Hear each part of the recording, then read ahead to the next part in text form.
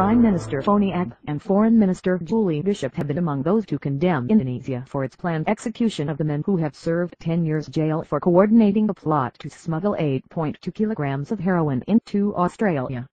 Public anger has even triggered a mass social media campaign to boycott Bali in protest against the men's treatment. But Melbourne's Beverly Deal said she prayed that the men do get executed and people started to realize they could not get drugs from Bali. "These are criminals who have been glorified as heroes," said Ms. Neal. "Who knows how many other lives would have been lost if they had not been caught in Bali."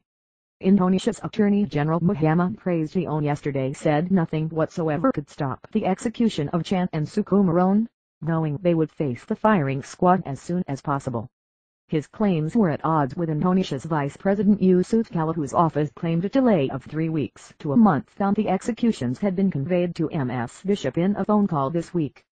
"There is a technical aspect that must be prepared before it is done," the Vice President's spokesperson Hussein Abdullah told a press conference in Jakarta. "It is understood Ms. Bishop did have a conversation with Yusuf Kala, however, the 3-week time frame was not canvassed. But the pair did discuss ways in which the two countries could work together to combat the narcotics trade."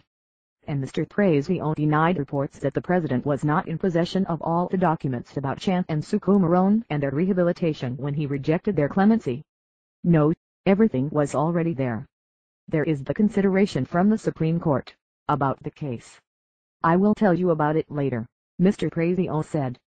Asked if the president knew about the changes in the Bali Nine and the mental illness of a Brazilian, also on death row, Mr. Prasetyo commented that the change was only nowadays.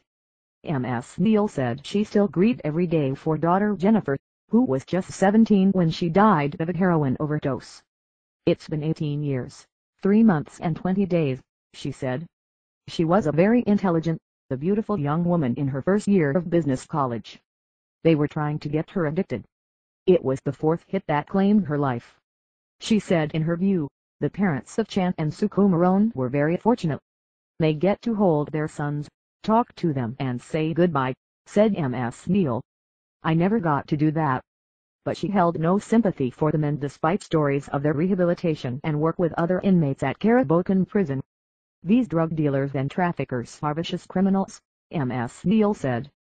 "I only wish we had the same laws in Australia to properly deal with them. If we were doing executions here we wouldn't have a problem."